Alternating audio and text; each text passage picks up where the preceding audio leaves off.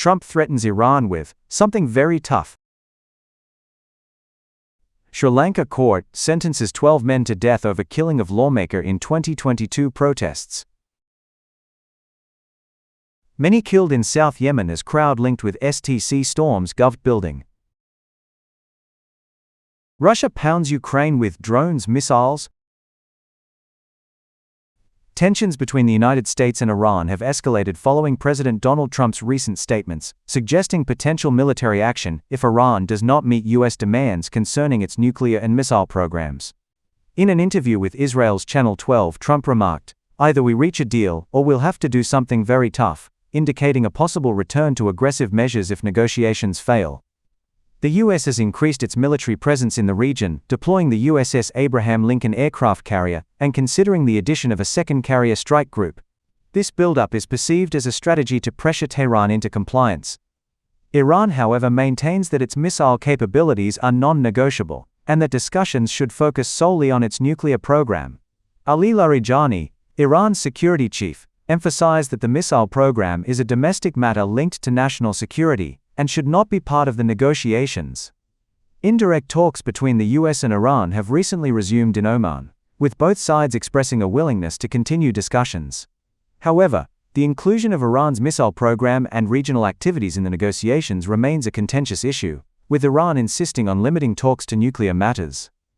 Israeli Prime Minister Benjamin Netanyahu has met with President Trump to discuss the situation, advocating for a comprehensive deal that addresses both Iran's nuclear and missile programs.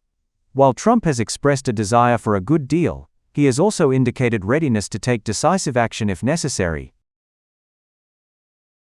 Sri Lankan court sentences 12 men to death over the 2022 killing of a ruling party lawmaker and his police bodyguard during nationwide unrest tied to the country's economic crisis.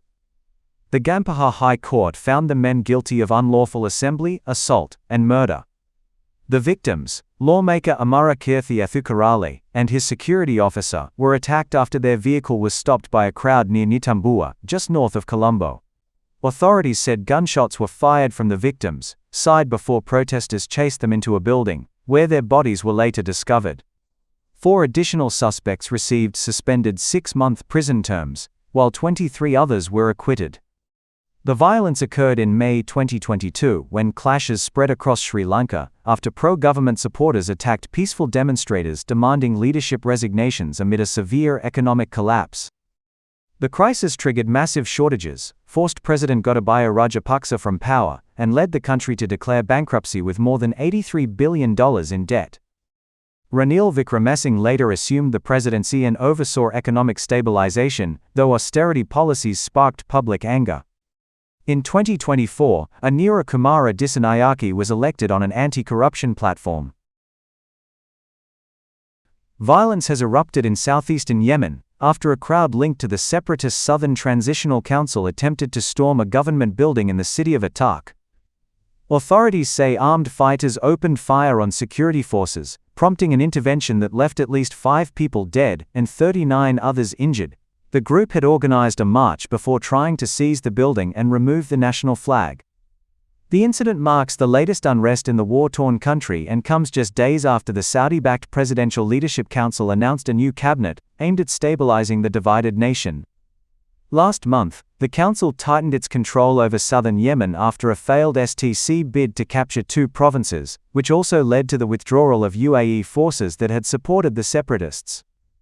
Officials warn that legal action will be taken against anyone involved in the attack and are urging the public to avoid further escalation.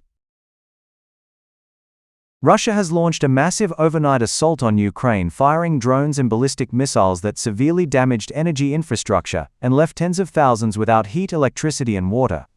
In Kiev alone, about 500 apartment buildings lost heating after the strikes disrupted power supplies. More than 100,000 families were left without electricity, and at least 2 people were injured when a residential building was hit. The southern port city of Odessa saw nearly 300,000 residents cut off from water, while close to 200 buildings were left without heating. In Dnipro, a combined missile and drone attack wounded 4 people, including a baby and a young child. Meanwhile, 2 people were killed and 6 injured in a strike on the railway hub of Lozova. Ukraine's Air Force reported that Russia launched 24 ballistic missiles, 1 cruise missile, and over 200 drones, with most intercepted by air defenses. Ukrainian officials say the attacks undermine ongoing peace efforts and are urging stronger pressure on Moscow to pursue diplomacy, as Russia continues its winter campaign targeting the country's power grid.